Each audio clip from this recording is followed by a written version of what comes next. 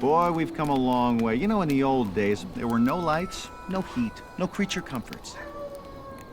Just creatures. Everyone comfy? No, sir. No. Nowadays, you just plug everything into your car. You got lights, heat. We are out of pesto. I'll make a run. Hey, everybody comfy? No. Okie doke. 우리 시대 가장 진화한 전기차, 양방향 충전에 완전히 새로운 현대 아이오닉 5.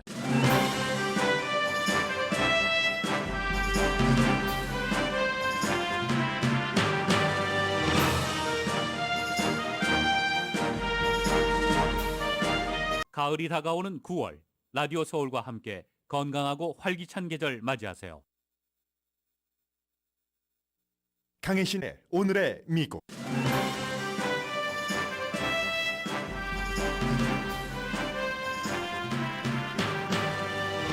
플로리다주에 허리케인으로 도착해 열대성 폭풍으로 약해졌던 이언이 다시 허리케인 강도로 사우스캐롤라이나와 조지아주를 위협합니다. 플로리다주에서는 적어도 21명이 사망했습니다. 캘리포니아주를 포함한 서부 지역의 가솔린값 인상은 허리케인과는 관련이 없습니다. 곧 안정될 것으로 보입니다. 푸틴 러시아 대통령이 국제사회 반발에도 우크라이나 영토 일부가 러시아에 합병된다라고 밝히자 바이든 대통령은 러시아는 사기적인 시도에 책임져야 할 것이라고 밝혔습니다. 미국은 1,000명의 러시아인에 대해 추가 제재했습니다. 푸틴 대통령은 예비군 동원령에 대해서는 반발이 거세지자 실수였다고 인정했습니다. 그러나 자신이 아니라 아랫사람들의 잘못이라고 밝혔습니다. 카멜라 해리스 부통령이 한국 방문을 끝내고 몇 시간 만에 북한이 또 탄도미사일을 발사했습니다. 해리스 부통령이 비무장지대에서 남한을 가리키면서 북한이라고 말해서 어젯밤 미국에서는 코미디쇼 소재가 됐습니다. 공화당이 주도하는 6개 주에서 바이든 대통령의 학자금 융자 탕감 계획을 막기 위해 정부를 고소했습니다. 바이든 행정부는 새로운 가이드라인을 발표해 혜택 범위를 줄였으나 여전히 탕감 계획을 추진 중입니다. 캘리포니아주에서는 15명 이상의 고용인이 있는 고용주가 직원을 채용할 때 모든 직책에 대한 봉급 범위를 공개하는 법이 내년 1월 1일부터 시행됩니다. 캘리포니아주를 포함한 서부 지역 가솔린값 인상은 말씀드렸습니다. 트럼프 전 대통령의 뜻대로 기밀 서류 케이스에 대해 특별 감찰관을 임명한 연방 판사가 감찰관의 뜻과 반대되는 명령을 내렸습니다. 여러분 안녕하십니까? 오늘의 미국 강혜신입니다. 이제 쿠바에서 이언이 허리케인이 플로리다에 강도 4로 와서 이제 플로리다주에서는 사망자도 있었고 700명 이상이 구조가 됐고 아마 재산 피해는 엄청나게 나올 것으로 지금 예상들을 하고 있습니다. 그리고는 지금 뭔가 대피를 하러 떠나려는 사람들의 행렬이 길에 완전히 그 자동차로 꽉 차 있는 그런 모습도 보이는데 이 모습은 플로리다주라기보다는 지금 그 캐롤라이나주, 사우스캐롤라이나주로 노스가 아니라 사우스캐롤라이나주로 향하고 있기 때문에 당연히 사우스캐롤라이나주의 전체 그 해역에는 허리케인 경보가 내려졌습니다. 점점 이제 더 높은 곳으로 사람들이 대피를 하는 것이고 사업체 그 스토어에는 모래주머니를 쌓고 있고 어제 플로리다주의 경우는 한 250만 명 정도가 학교를 못 갔고 지금 다시 플로리다주를 말씀드리자면은 200만 명 정도가 아직도 정전입니다. 당연히 이제 그 플로리다주에 이어서 사우스캐롤라이나주로 그쪽으로 이제 허리케인이 다시 허리케인으로 돼서 아직까지는 한 강도 1인 것 같습니다. 그쪽으로 옮겨가자 바이든 대통령이 사우스캐롤라이나 그쪽 지역에도 비상사태를 선포했고 캐롤라이나는 아직은 그 비가 많이 내리는 정도입니다. 한 5인치에서 7인치 정도. 이게 이제 조지아주까지 연장이 돼서 현재는 조지아주에도 열대성 폭풍 경고가 내려져 있고 허리케인 주의보도 함께 그 발령이 됐습니다. 조지아주에 뭐 한 350년이 된 도시라는 배터리 에리아 이 지역에서는 관광객이나 주민들이 다 그 대피를 하면서 셀피 그 사진을 찍고 있는 것도 보이고요. 버지니아주의 경우는 아직은 북쪽이니까 예를 들어서 지금 허리케인이 플로리다주에서 가장 강했었고 여진 정도의 지진으로 치면은 그 정도의 여파는 버지니아주에도 지금 있습니다. 그래서 일부에는 뭐 많으면은 한 8인치의 비도 내렸다고 하고 플로리다주의 그 복구 작업은 지금 진행되고 있는데 바이든 대통령도 뭐 피마를 방문을 해서 이 역사상 플로리다주의 역사상 가장 그 힘들고 또 피해가 많이 나오는 허리케인일 수도 있다. 이제 이런 얘기까지 했습니다. 기후 변화에 대해서 어떻게 이 허리케인이 반응하는가는 어제 말씀드렸고요. 점점 더 파괴적으로 되고 있다. 허리케인이 됐건 폭풍이 됐건 이런 내용은 지금 변치 않는 겁니다. 그리고 이제 여기서 하나 알 수 있는 것이 론 디센티스 플로리다 주지사가 복구 작업이 시작됐기 때문에 지금까지는 바이든 대통령을 가장 많이 비난을 했지만 바이든 대통령이 가장 필요한 정치인 지금 얘기하라면은 플로리다주의 론 디센티스 주지사가 될 겁니다. 그런데 이 정치인들이 얼마나 이제 그 정치를 똑같은 정치인인데도 본인의 포지션에 따라서 입장이 바뀌는가 하는 것을 이 허리케인으로서 우리가 자연재해로도 받아들이지만 정치인의 속성도 알아볼 수 있는 점이기도 합니다. 2013년도에 론 디센티스 현재의 플로리다 주지사가 처음으로 연방 하원 의원을 했습니다. 거의 10년 전이죠. 9년 전에 연방 하원 의원을 할 때 그 당시에 이제 샌디라는 허리케인이 뉴욕을 막 강타하고 있었을 때 유일하게 플로리다주도 인구가 많으니까 연방 하원 의원 숫자가 많죠. 유일하게 플로리다주에서 샌디로 인한 피해자들을 그 연방 정부에서 지원하는 돈을 지원하는 그 같은 법안에 유일하게 플로리다주에서 반대를 한 연방 하원 의원이기도 합니다. 당시에 2013년도 연방 의원이었을 때 그때는 왜 반대를 했냐면 샌디 허리케인도 무척 그 피해를 많이 냈었던 강력한 역사상 기록되는 그런 그 허리케인이었었죠. 무책임하다. 돈 쓰는 데 있어서. 이건 말하자면 개인이 크레딧 카드를 지금 당장 돈 내지 않는다고 함부로 막 쓰는 그 크레딧 카드를 쓰는 나쁜 습성, 멘탈리티와 똑같다.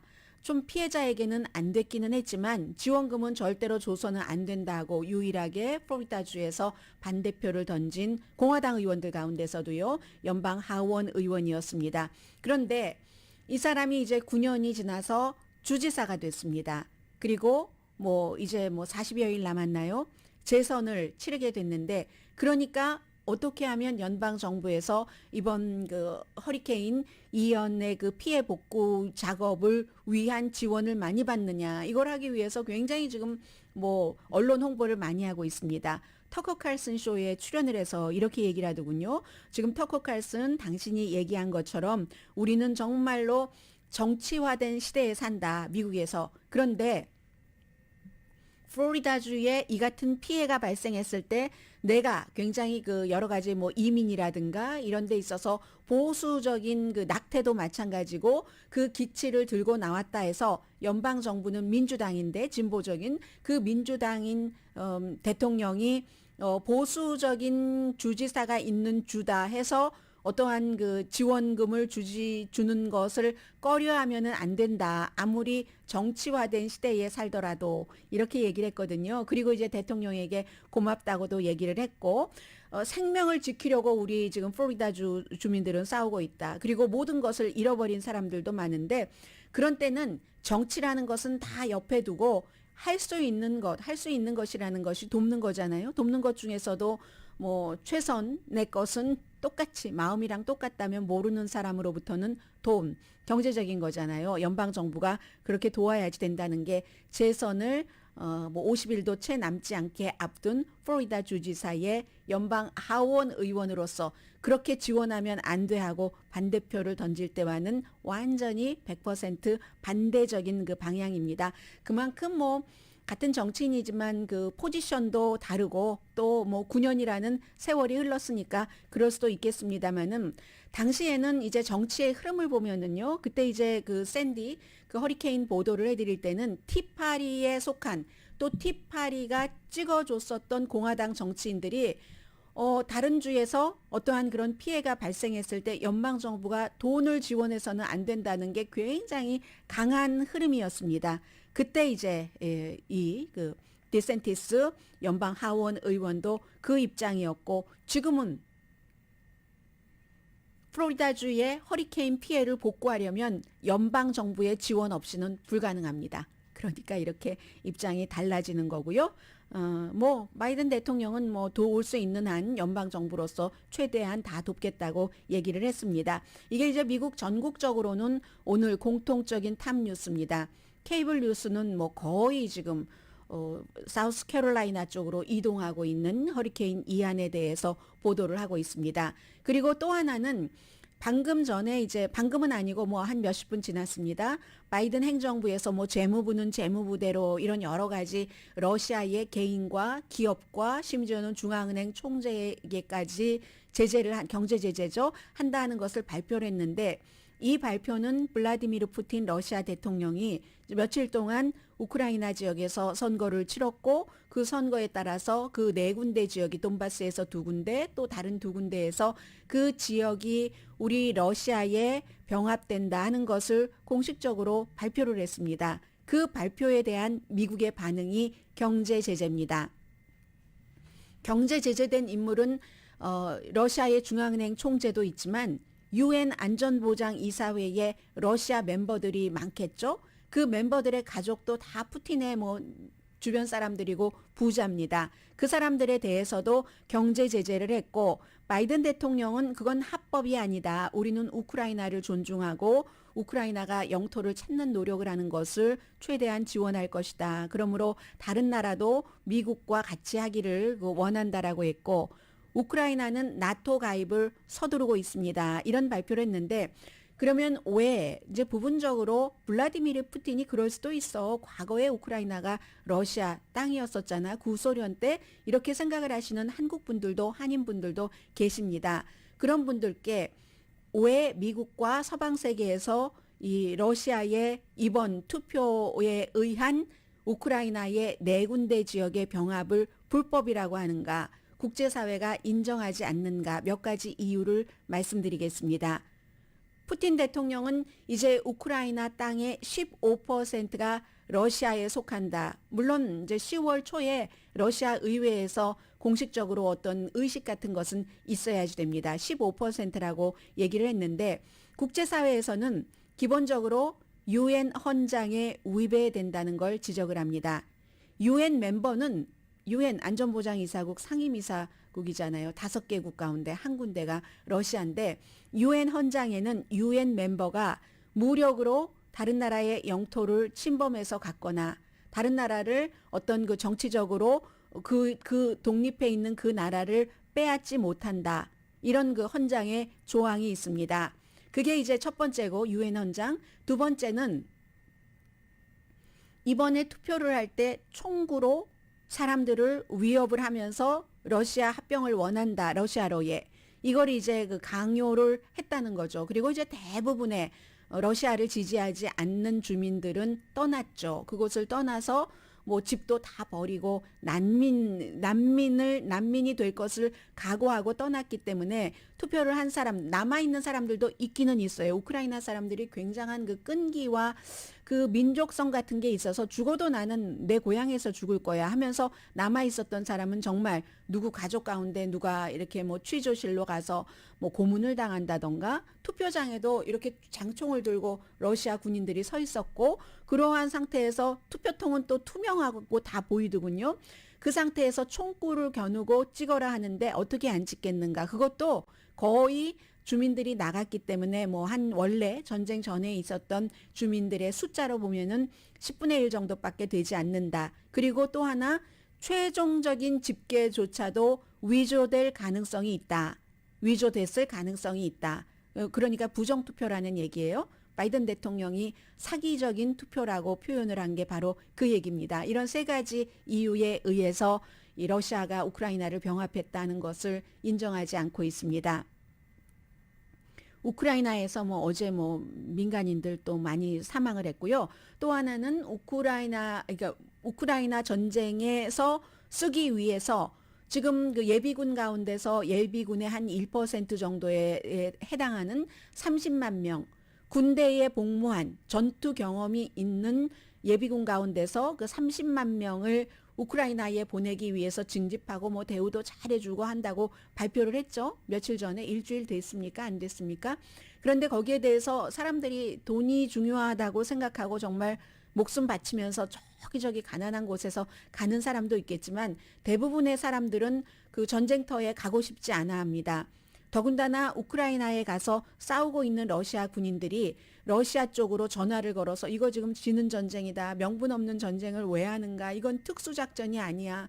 우크라이나가 나치 국가가 아니야. 이렇게 얘기를 해주니까 어느 정도 이제 7개월이 넘는 기간 동안 러시아 사람들도 약간씩 이 전쟁에 대해서 알아가는 데다가 누구라도 가서 생명을 잃을 수 있는 것을 누가 좋아하겠습니까? 요즘 같은 때.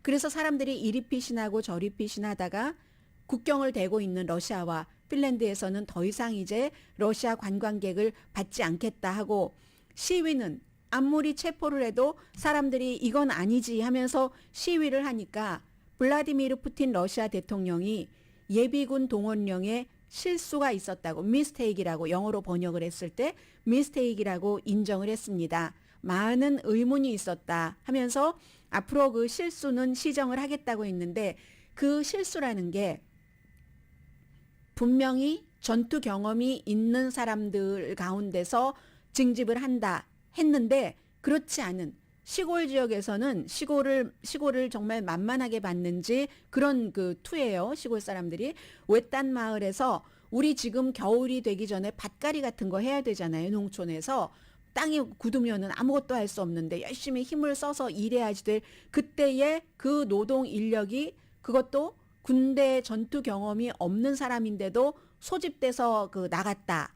그런 그것에 대한 아주 그 불만이 많이 있었습니다. 거기에 대해서 이제 그 푸틴 대통령이 얘기를 했고요. 그러므로 이제 이 같은 실수는 다시는 저지르지 않을 것이며 자녀가 3명 이상 있는 남자는 징집하지 않겠다.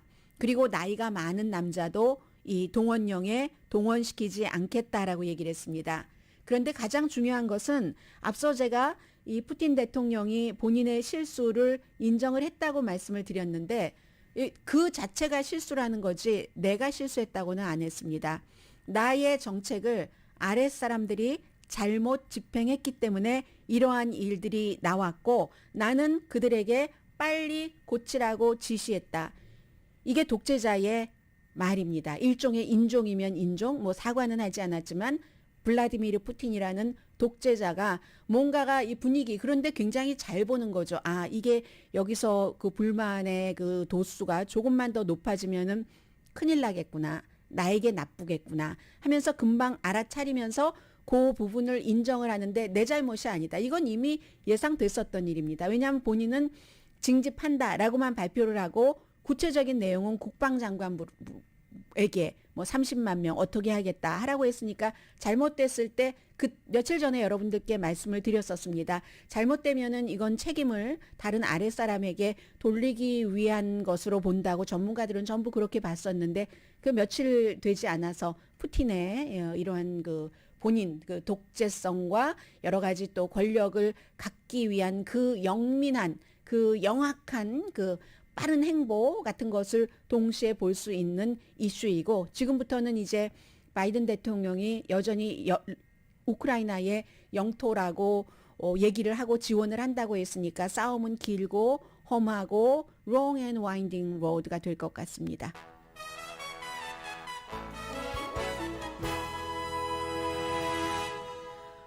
오늘의 미국은 존경받는 기업 17년 연속 1위, 소비자 신뢰도 1위인 유한양행 뉴오리진 미주 총판 피부과학 셀리온, 이민법 가정법 전문 제인정 종합법률 사무소, 프리미엄 고기 쌈밥 전문 레스토랑 쌈, 재래식으로 직접 만든 검정콩 생순두부, 수라원 순두부, 한국 홈쇼핑 공동후원입니다. 잠시 뒤에는 어떠한 그 행정부에서 정책을 마련할 때는 딱 마련을 했지만 그대로 거의 시행이 되죠. 그런데 여차해서 문제가 생겼다 할 때는 약간의 그 후퇴하면서 수정을 합니다. 수정을 하되 원래 기본적으로 설정해 놨던 것을 완전히 무효로 만들진 않죠. 미국에서 지금 그런 일이 있습니다. 잠시 뒤에 전해드립니다.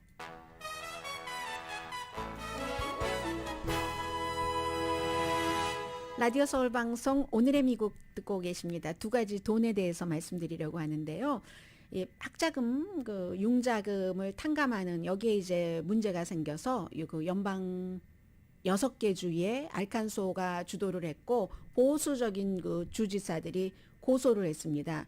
마찬가지로 플로리다의 론 디센티스 주지사가 연방 하원 의원이었을 때 이 허리케인 피해자들에게 왜 연방 정부가 돈을 주느냐, 뭐 이것과 이제 비슷한 뭐 그런 그 정서가 밑에는 그 깔려 있고 하는 건데 왜 고소를 했냐면은 6개 주를 말씀드리면 알칸소, 캔사스, 미주리, 아이오와, 캐롤라이나, 또 사우스캐롤라이나입니다. 지금 그 허리케인이 가고 있는 네브라스카 주에서 연방 정부를 고소를 했는데 연방 정부가 그렇게 돈을 함부로 그 탕감을 해줄 권한이 없다. 그리고 주 정부에 해가 된다고 주장을 했습니다. 이 고소할 때는 직접적으로 우리가 어떠한 해를 입는다는 것이 증명이 돼야지 되잖아요. 왜냐하면 어떤 경우에는 그 융자에 대해서 주 정부도 좀 융자 기관에 투자를 한다던가 그렇게 해서 그러면 그 사람들이 뭐 돈을 못 받으면 어떡하고 뭐 이런 것에서 손해를 볼 수 있기 때문에 그렇다 하는 거고 이렇게 6개 주에서 그 고소를 합동 고소를 한 것 이외에도 산발적으로도 하고 있거든요. 인디아나 주에서도 먼저 했었는데 그 케이스에 대해서는 연방 정부가 인디아나 주에서는 이 탕감 계획을 하지 못하도록 시행 중지 명령을 내려달라라고 법원에 요청을 했는데 인디아나 그 연방 판사는 인디아나주의 그 같은 요청에 대해서는 거부를 했습니다.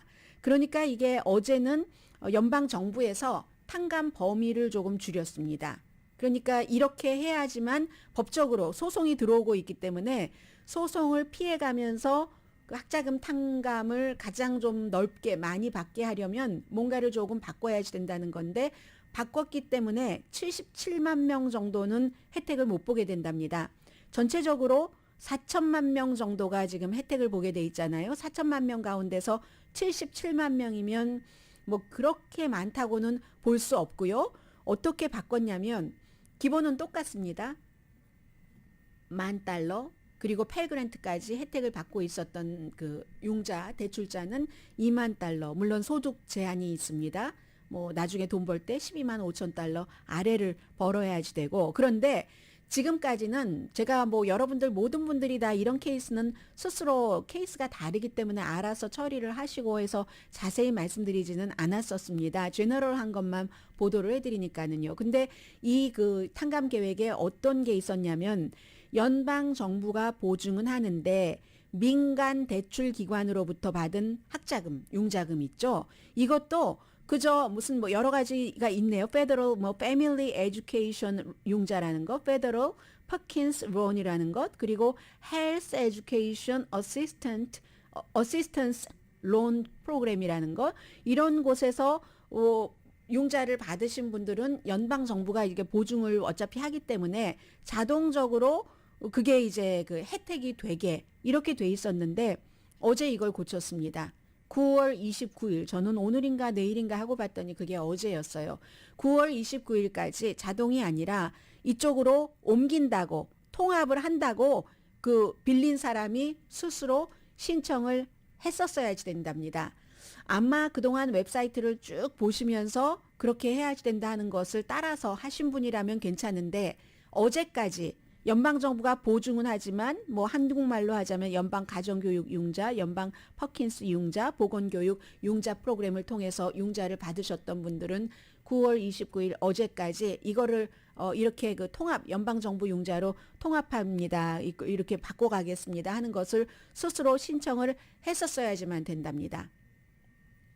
그게 아마 법의 저촉을 전혀 받지 않는 방법인 것 같아요. 그래서 최악의 상황에는 77만 명은 이 4천만 명 혜택 받는 사람들에서 제외가 되고, 그런데 이제 연방 정부에서 이 같은 새로운 가이드라인을 발표하면서 그럼에도 불구하고 우리는 끝까지 그분들도 혜택을 받을 수 있는 방안도 찾고는 있습니다. 그런데 최후의 순간에 되지 않으면 그분들은 이제 받지 못한다. 그리고 그분들 가운데서도 일부는 또 무슨 뭐 교육부가 직접 하고, 그러니까 굉장히 복잡한 것 같아요. 케이스 바이 케이스로서도. 그래서 신청을 하지 않으신 분 가운데서도 교육부가 뭐 직접 관할한 게 있으면 탕감이 된다 하기도 하는데, 대출을 아주 오래전에 하셨을 경우는 그렇게 되지 않을 수도 있다. 그래서 이제 최악의 경우 77만 명은 혜택받지 못하고 나머지 4천만 명 가운데 77만 명 빼면 얼마인가요? 4,133 아니라 3,923만 명은 여전히 혜택받을 수 있다는 것 말씀드립니다. 그리고 이 내용을 전해드릴까요? 먼저 자동차? 아니요. 캘리포니아 돈부터 말씀드리죠. 캘리포니아주에서는 이제 내년 1월 1일부터 시행이 됩니다.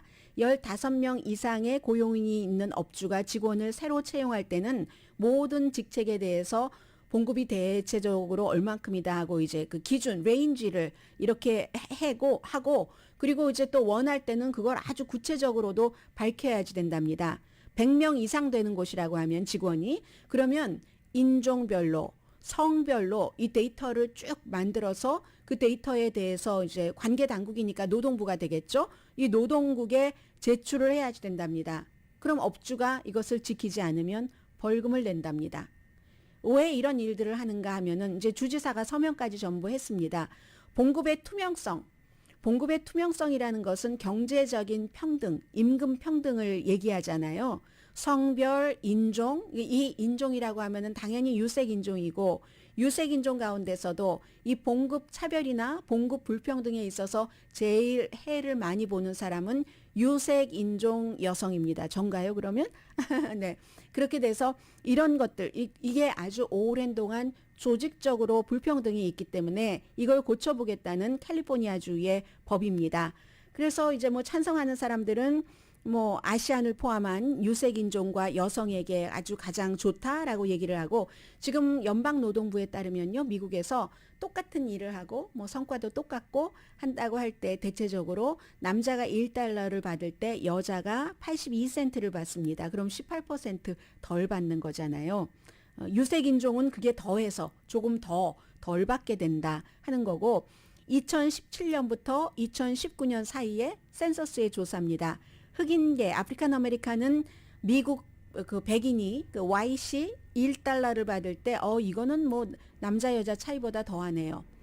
76센트. 그러면 24%덜 받는다는 얘기입니다. 4분의 1을 덜 받는다는 얘기고, 히스패닉계 미국인은 그죠? 유색인종이 아닌 사람이 누구겠어요? $1를 받을 때 73센트. 흑인보다 더 덜 받습니다.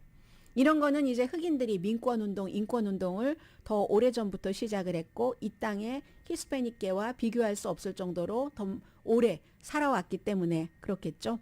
물론 히스패닉계 가운데서도 아프리칸 아메리칸보다 더 오래 산 사람들도 있어요. 뭐 텍사스, 캘리포니아, 이거 멕시코에게 물어보면 어디 땅이라고 할까요? 그래서 이제 이러한 새로운 법 같은 것들이 만들어지고 시행되고 할 때는 대체적으로 캘리포니아주가 선두적인 주이기 때문에 아마 다른 주에서도 따라올 겁니다. 이런 말씀을 많이 드리는데, 이번에 이 봉급에 대해서 투명성을 확보해야 된다 하는 내년 1월 1일부터 시행될 이 법은 캘리포니아가 선두가 아닙니다. 이미 워싱턴주, 무척 진보적이죠. 메릴랜드, 그리고 뉴욕주가 아니라 뉴욕시티, 시, 오하이오에서는 톨레도하고 신시내티 이 두 군데만 해당이 됩니다. 콜로라도주, 네바다주는 뭐 여성 인력이 무척 많잖아요. 더 많을지도 모르겠네요. 숫자로 보면은 업종을 이렇게 생각해 볼 때 커네디컷주, 로드아일랜드주가 이미 캘리포니아주보다 훨씬 먼저 이러한 것들을 시행을 해왔습니다. 말씀을 드리고요. 그리고 시간이 있으니까 잠시 뒤에 한꺼번에 묶어서 다른 이슈들 전해드리겠습니다.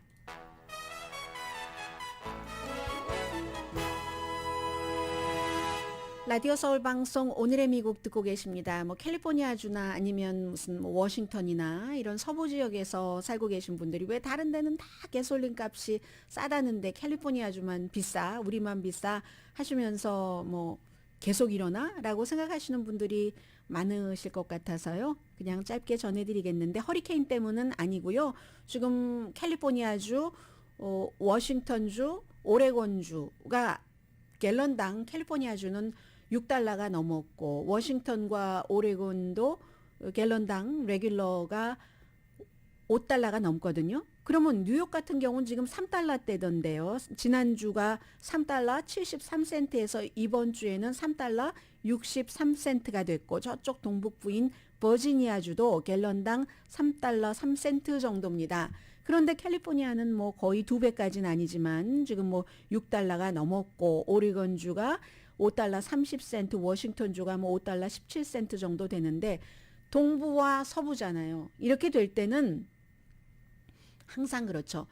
정유소 문제인 겁니다. 보수공사를 하기 때문에 그렇고요. 뭐 로스앤젤레스 인근 지역의 정유소에서도 마찬가지로 워싱턴주에서도 예정에 없었는데 좀 보수공사를 할 일이 생겨서 그렇게 되는데 아마 그 워싱턴주의 경우는 그쪽에 그 파이프라인이 올림픽 파이프라인이라는 곳이 빠르면은 이번 주에 보수공사가 끝난답니다. 보수공사 할 때는 이걸 잠가 놓기 때문에 생산을 할 수가 없어서 당연히 수요는 그대로거나 조금 많진 않겠네요. 가을이니까.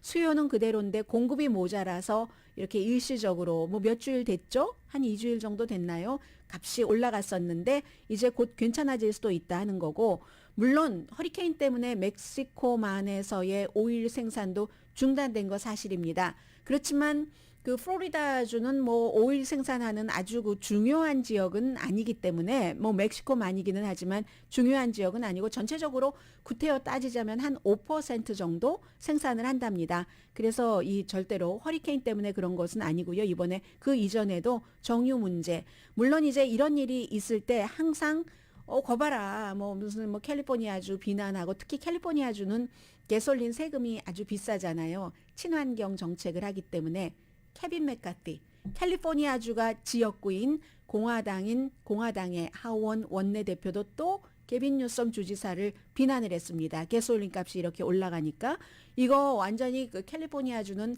오일 생산에 대해서 오일 생산이나 여러 가지 그 업계에 대해서 너무너무 그 야박하게 굴어. 그러니까 계속 이렇게 값이 올라가잖아 하는데 문제는 기본적으로 이 정유시설의 보수공사, 계절적으로도 그런 게 있잖아요. 지금 계절도 그렇고 거기다가 플러스 예상하지 않은 그런 그 연장되는 것들도 워싱턴주에는 있어서 그렇습니다. 항상 이때쯤 되면 캘리포니아주는 매년 이렇게 조금 이런 형태로 오르기는 한다는 건 말씀드리고요.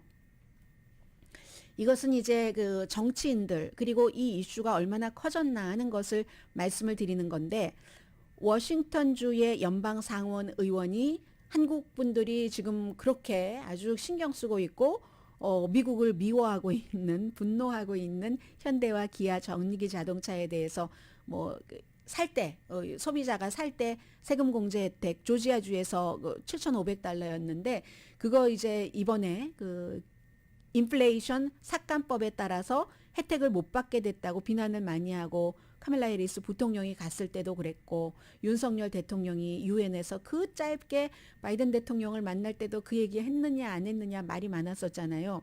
거기에 대해서 선거철이죠.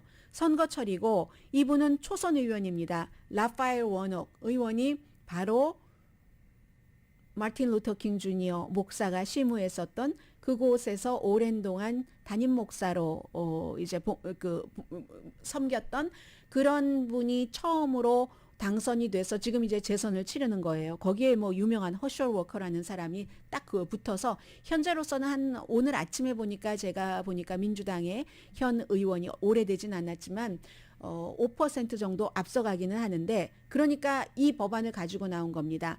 이게 지금 당장 현대와 기아가 혜택을 받지 못하도록 돼 있는데 이거 혜택 받도록 뭔가 시행하는 거를 조금 어떤 형태로든지 수정을 해서 현대와 기아에 해가 없도록 해야지 된다 하는 법안을 발의했습니다. 물론 이 법안이 통과될 가능성은 별로 없죠. 선거 전에 지금 해야지 될 일이 얼마나 많은데 통과한 지 얼마 되지도 않는데 이걸 다시 수정안을 통과시킨다는 것은 지금으로서는 거의 불가능한데 거기에 이제 정치인의 마음과 그리고 하나의 기업이 외국 기업이 그 정치인의 지역구인 조지아주라는 곳에 들어가서 많은 일자리를 만들어낼 때 정치인이 어떻게라도 움직여라도 보는 그런 신용이라도 하는 그리고 실제로 법안을 마련을 하는 것을 하는가 하는 것을 우리가 알 수가 있습니다. 현대가 그곳에 이제 공장을 짓는 거 시작하는 거 한 2025년이라고 하고 55억 달러인가요? 그러면 8,100명을 고용을 한답니다. 그러니까 이게 이제 민주당의 상원 초선 의원이 이거 현대에 지금 당장 혜택 못 받게 있는 거 혜택 받게 해야지 돼 했고 공화당인 캠 브라이언 그 주지사도 며칠 전에 현대 공장인가요? 기아 공장인가요?를 가서 수요일이군요. 웨스트 포인트에 있는 기아 공장에 가서 이 워싱턴 의원들을 막 비난하고 이거 수정해야지 된다고 아주 오랜만에 공화당인 조지아주의 주지사와 민주당인 상원 의원이 현대와 기아의 전기자동차 혜택받는 부분에 대해서 의견 일치를 보고 있는 겁니다. 기본적으로 인플레이션 삭감법이라고도 하고 가장 많은 돈은 뭐 7천억 달러 가운데서 한 3천억 달러 이상이 기후변화를 막는 데 쓰니까 기후변화법이라고도 부르고 거기에 이제 전기자동차 기후변화를 막기 위해서는 이런 친환경적인 일을 해야지 되고 일을 하게 하기 위해서 정부가 지원을 하는 거잖아요. 세금 같은 것. 개인이나 회사에 혜택을 주는 건데 현재는요. 이렇게 돼 있습니다.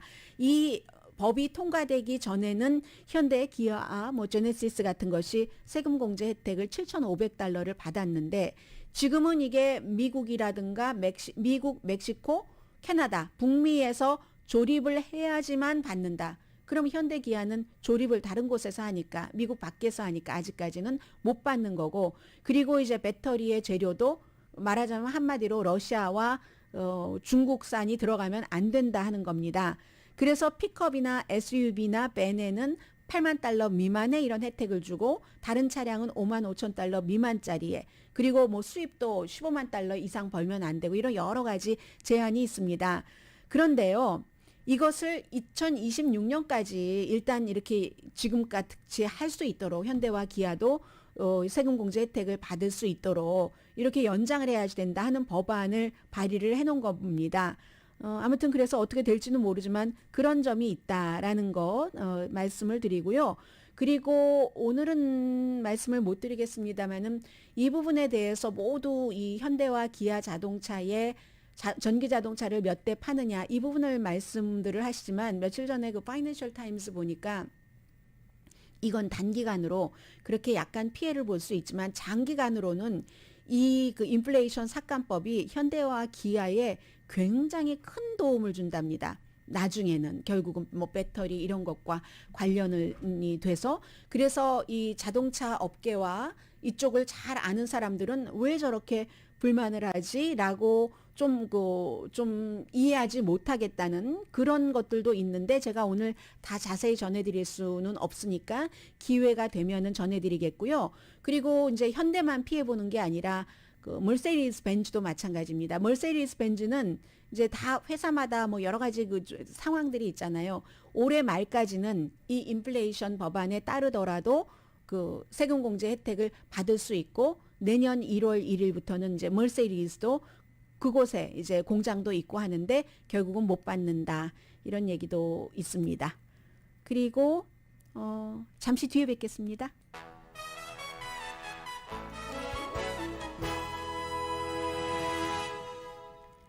라디오 서울 방송 오늘의 미국 듣고 계십니다.